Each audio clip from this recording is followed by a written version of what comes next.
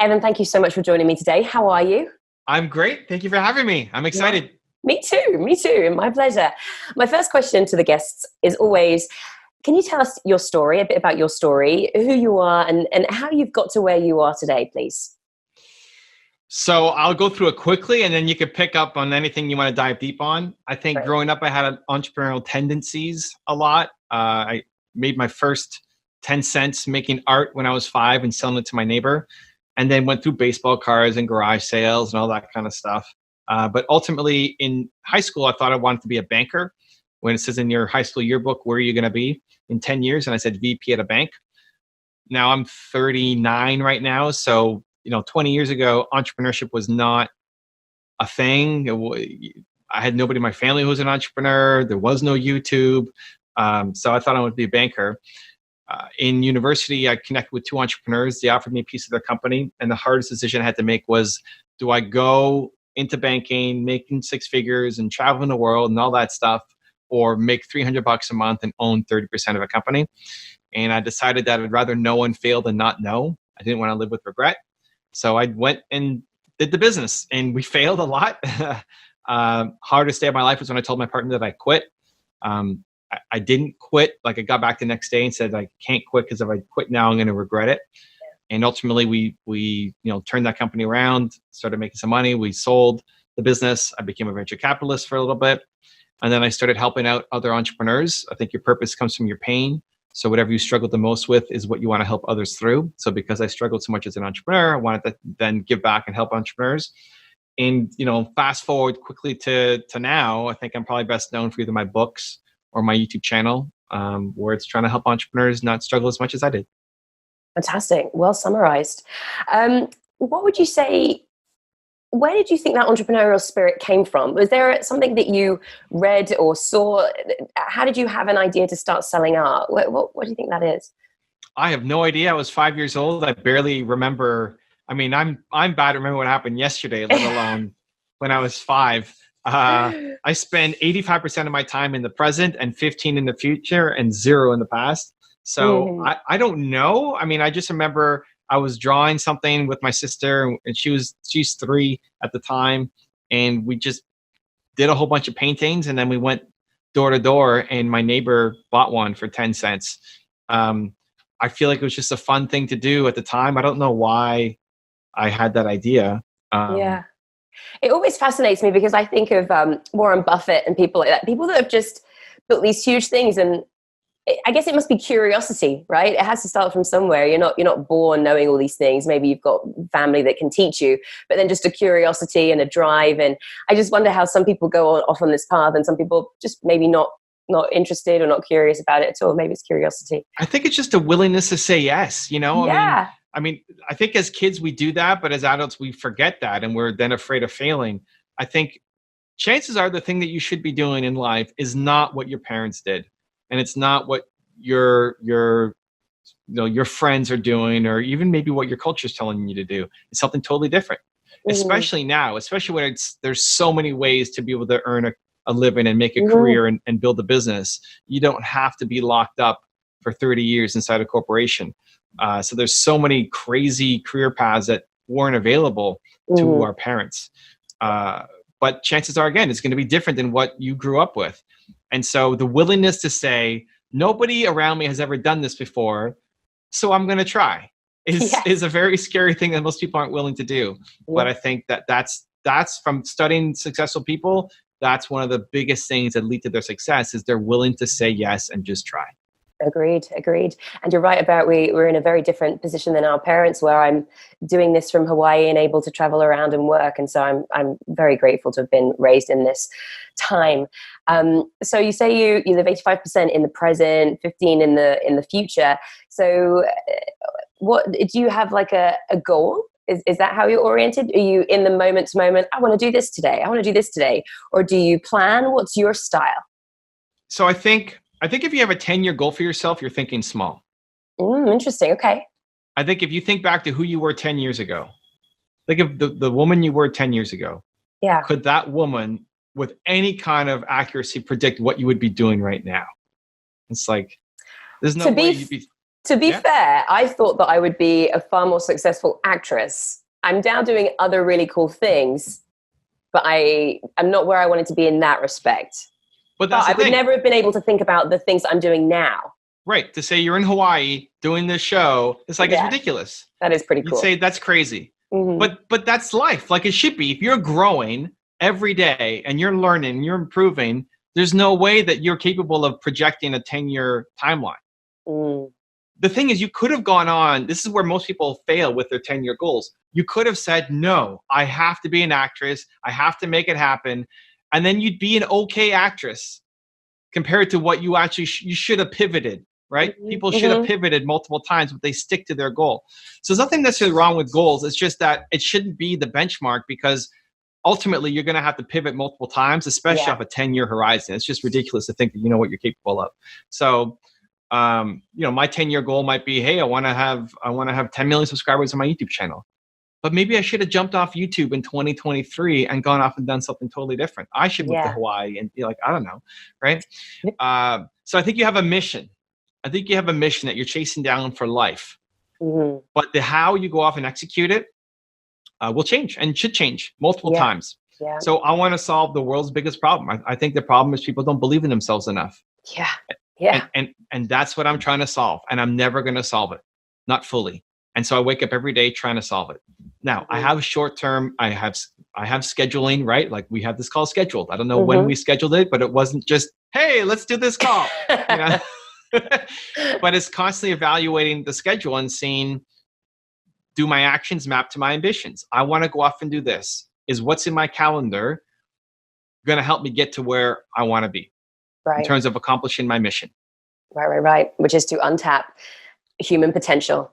Can you tell us some of the ways, so you've got books, you've got your videos, can you tell us some of the ways in which we can do that? Because not believing in yourself is a thing that I come up against, getting better at it, still push through, but I know that we have varying degrees of self-confidence and belief and worth. So what are some of the ways you work with people?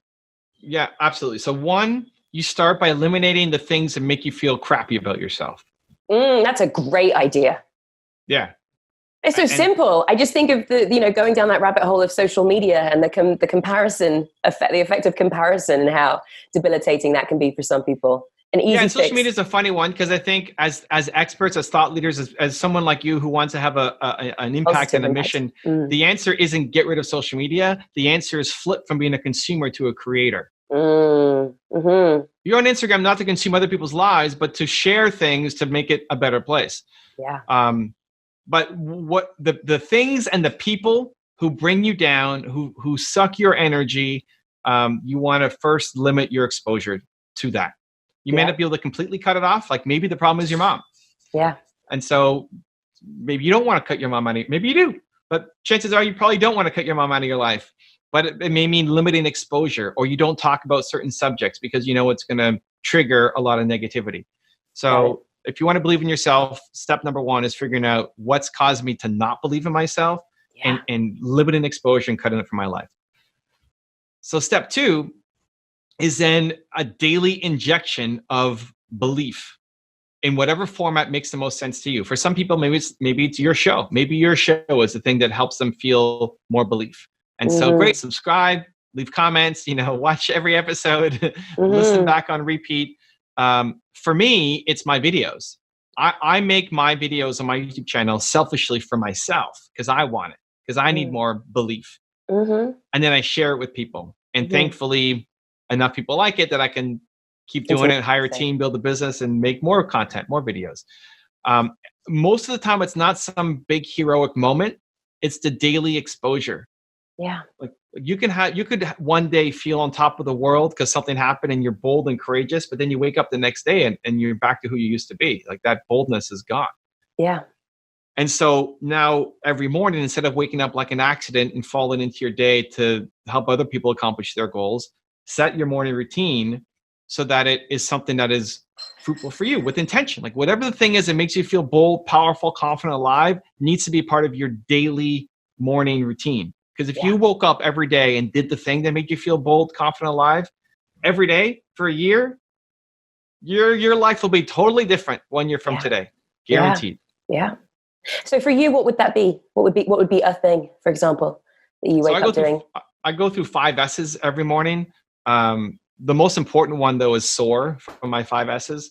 And that's the thing that makes me feel like I'm alive, that the work that I do matters. And so I usually think about somebody that I helped the day before, Right. something that's on my mind. I need to remember that the work that I do has meaning because I have 300 million views on my channel. That's like, how does that, what kind of number is that? It's hard to, Ridiculous. Yeah. it doesn't count. Like it doesn't process. I don't even know how to compute that. Right. But knowing that I touched one person's life with my message, or I met somebody yesterday and I helped them, that I can feel. Right. And so I'll think about who I helped yesterday, something that I feel, and then I'll take out my phone and I'll record a message in the morning. Mm-hmm. And I'll put that to Instagram and Facebook and YouTube stories and LinkedIn and all that. Because the process is not, for me, is not enough just to remember. I have to share. Yeah. I have to create. And so that's the thing that makes me soar the most. That's the most important part of my morning routine out of the 5 S's. Gotcha. So there's finding something that kind of boosts you. What else do we do on our way to unleashing untapped human potential? Then it's starting. Yeah. Taking that leap. Yeah. I mean, I think ideas were given to you for a reason. Yes. You get an idea. Yeah. It's there for a reason. Right. The reason isn't to judge the idea, to say it's a stupid idea, and to do nothing about it. Right. You have to do something. It's action. The people who are successful are the ones who take their ideas and they try it out, even if they expect to fail. They just get started. The biggest problem for most people is not lack of genius. I think everybody has Michael Jordan level talent at something. Like people listening, watching, you are the best in the world at something. Chances are it's not the thing that you're currently doing. It's something else. Right. You got to go find that thing. The biggest thing that's missing is just momentum. People have no momentum. And every time you come up with an idea and you don't do something about it, you're telling yourself that you suck. Yeah. Is it Meg Robin? I forget her name now, but something about the 5-second rule. You have an idea, you have to act on it right away before your brain goes, nope, not doing that, not a good idea. Mel Robbins, yeah, that's good. Whether you use the countdown 5, 4, 3, 2, 1. For me, it's just I've trained myself. As soon as I come up with an idea, I got to do something about it. Yeah, I lean right into it. So, as an example, I get ideas in the shower. I don't know if you get ideas in the shower. I do. Something about the warm water and just relax. And I get ideas. Then you jump out naked and go and start running around the office. well, here's the thing. Like sometimes I'll think about somebody, right? And here's where the judgment comes in. Like I might be thinking about somebody, a buddy of mine from high school, who maybe I haven't seen in 20 years. Mm-hmm. Why am I thinking about Mark from high school? Mm-hmm. Right? I don't know, but I don't judge it, right? Like it came to me for a reason. So I'm going to go to my computer and I'm going to email Mark. And I'll make it awkward. Say, hey, Mark, I was thinking about you in the shower this morning. That is super awkward. I love it. I'm going to try that. It's great. I was thinking about you on the toilet earlier and I just thought exactly. It's great. I was sitting down on the toilet and you came to mind. How you doing, buddy? Yeah, I'm looking forward to that email from you. That's great. And it's never backfired on me. Nobody's ever said, I hate you, never email me again, right? And sometimes it leads to something amazing. And sometimes it's just a little quick back and forth and the catch up. Yeah. But not judging. Most people will spend all day long judging, why am I thinking about him? And what should I do? And then they don't do anything. There's no momentum. Yeah. Idea to action. You get an idea, just find the smallest possible way to get started and just do it. That's untapping our potential. Mm-hmm. Are there any other steps along the way? Because that seems to me to be it, right? That's a great starting point. I mean, more we can dive into like your actual environment. Yeah. When we first got on here, you said you like my lighting here, but like this environment has been designed with purpose, with intention. Yeah. These pictures, you may recognize some people and may have no idea who some of the other ones are. They all mean something to me.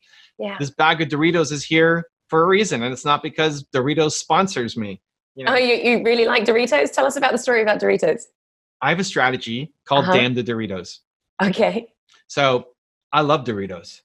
I want to eat this entire bag. You're doing really, your restraint's impressive. This is a giant bag. Like this is huge, right? It's bigger than your face. It looks small back here, but like this is actually it's a giant bag. So now I'm a bit of a weird duck. So this may not work for everybody, but when you're trying to be healthy or when you're on a diet or you're trying to look after yourself, people say get rid of the junk food from your house. And I think that's a great first step as a strategy. But ultimately, what ends up happening is if you go to a party or you go on vacation or you go somewhere else and you're not in your perfect environment, then you start gorging. Mm-hmm. So what I see that as is you broke your leg, you need a crutch. But ultimately, you want to walk again. Yeah. Your goal is to walk, not to have to use a crutch for life. Right. So you need to get rid of the crutches at some point. Exactly. So like, right. damn the Doritos, right? Yeah. I want to eat this all day long, every day.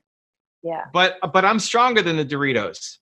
And I want to teach myself that the Doritos don't have control over me. And so they're right here next to me. My mouth is watering so much right now as I'm talking. I want to eat all the Doritos. But I think that's actually, I think when you're getting rid of the junk food from your house, the conversation in here is I suck. Like I can't handle this. You're teaching yourself that you can't handle it, that that's stronger than you and that you suck. Mm-hmm. And in a short window to gain momentum, because that's better than actually eating the food. So you gain a little bit of momentum, but as a long-term strategy, I think it's not a good lesson for yourself. Right. That's so interesting because I had this very thing with I had some cookies. I was hungry yesterday. They were there. I'm like, you're going to feel terrible if these are the only things you eat today. And lo and behold, I ate the 2 remaining cookies, felt really sick. And then I was also staying in a house and they were saying that they don't like alcohol in the house because, you know, some people have issues with alcoholism. And I obviously respected that, didn't bring my beer in the house.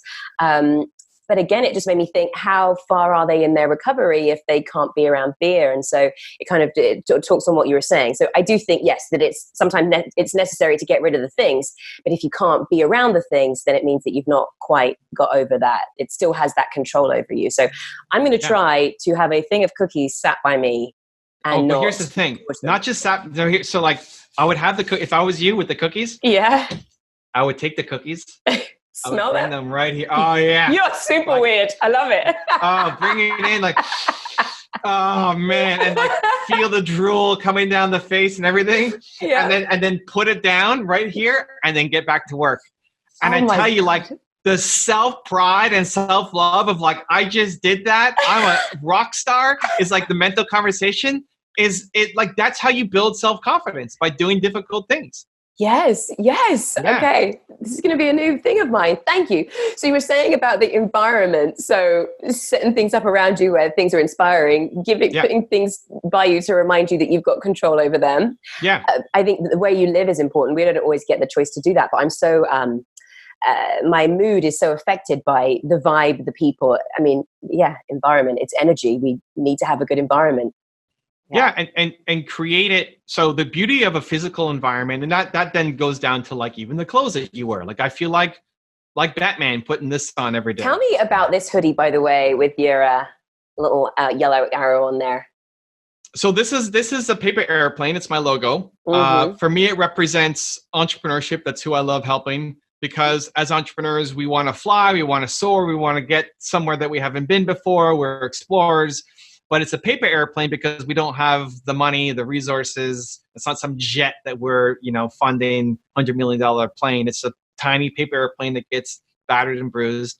But on my YouTube videos, when you see the paper airplane go across the screen, it sounds like a jet that then breaks a sound barrier at the end. Very cool. So it's like the paper airplane that breaks the sound barrier to me is entrepreneurship. Yes. Sorry, I cut you off. You were saying it's the clothes you wear. The clothes you wear, the physical environment. Like what's great about this is your wall of pictures. Yeah. And like, they all mean something to me. And, and for example, like this is me when I'm 8 or 9 years old and my parents behind me. Right. Mm-hmm. So my parents always taught me I'm Evan Carmichael. I could do anything that I believe that I can. Right. And so that's a daily reminder for me. Now, my parents are still alive, but I don't see them every day, but I get the message every day here. Yeah. And people ask me, hey, how do I buy your posters for my wall? It's like, it's my parents. That's kind of weird. My parents on your wall, right? Like, don't do you, right? Yeah, like, yeah. What inspires you? Like maybe, Evan's parents. Evan's family portrait gets me going. Steve Jobs and Kanye West on the end, and like, so maybe those guys, but like, I'm thinking you can come up with something better than my parents for your wall, right? But the beauty of this is you set it up once, and then every day I walk in, this is how I'm normally standing, and I have like Steve Jobs staring me down right here every day. Accountability. I got the Doritos here, right? And so you set it up once when you're feeling bold and confident, alive, and what makes you get that feeling that you're chasing. And then every day I walk in, and it's there as another reminder. I love it. I'm going to make sure that we have links to your website, your YouTube, all of the incredible stuff you've got going on. Thank you so much for offering to give away a copy of your book, your one-word book, The Powerful Secret to Creating a Business and Life That Matters. Can you tell us a little bit about that? You've got a ton, but thank you for giving away this one. I think, so your one word is figuring out what's your most important core value. And when you figure that out, you can then build a life and a business around it. So like if you had to pick a core value for yourself, what would you pick? The most important core value for you? Oh, connection. Great. Already just knowing that gives a lot of clarity on business and life. So if you're going to hire a video editor for your business, it has to be somebody who you can connect with. Right, right. For me, I don't care that much about it. Like for me, it's about believing. You have to believe in entrepreneurs, but how well I connect with them, I don't want to have a bad connection, but for you, it's super important. And so the people around you, you have to feel a good connection to. Yeah. And so when you're hiring or when you're looking at partnerships or you're looking at the people in your life, connection has to be a common theme throughout them, or you won't be happy. Whenever you're not happy, it's because of a lack of connection. That's true. And so just that's more awareness than 99% of America has. Yeah. And so the book kind of guides you through a process. Now we just kind of went through it super quickly, but the book guides you through the process of how to figure out what your most important core value is and then how to turn that into a business. So I'm excited for one of your listeners to get a copy. Yes, and thanks again for that. So usually I always ask a finalizing question, which is what would be a call to action? What would you have the listeners, something that they would do? But the episode was full of fantastic pieces of advice. So if you've got anything to add, great. Yeah. I would say I have a thing called the pillow test. Oh. Which if I had a pillow, I would show you. But use your Doritos, snip them. Yeah, the Doritos are my pillow. Yeah, I do. I would love the cuddle. It looks like a big big red pillow. Before you hit your head on the pillow tonight, ask yourself, am I proud of my effort? Are you proud of the effort? Not the results you got, not whether somebody said yes or no. The effort that you put in. Are you proud of yourself? Because this is an internal game. I don't care if your mom thinks you're great or your friends are looking at you and say, wow, look at what she's done. Yourself. Yeah. Could you have done more today? Are you proud of the effort you put in today? That's the pillow test. And if it's a yes, great. If it's a no, try harder tomorrow. Sleep. Yeah. And if it's no, then like do something before you go to sleep. Even if it's sending one email or having one phone call or setting up for the next something. You got to do something so that you sleep every night saying, I'm proud of my effort. Because if you go to bed every night saying, I'm proud of my effort today, you will create amazing things in your life. I love that. I'm a big fan of the 4 agreements. And the last one is always do your best. And so we're similar in that respect. Evan, this has been fantastic. You've just bashed out so much wisdom and tips in 25 minutes. Thank you. I appreciate the love and your energy as well. And thanks for having me on. My pleasure. Take care, guys. I'll see you all next week. Bye.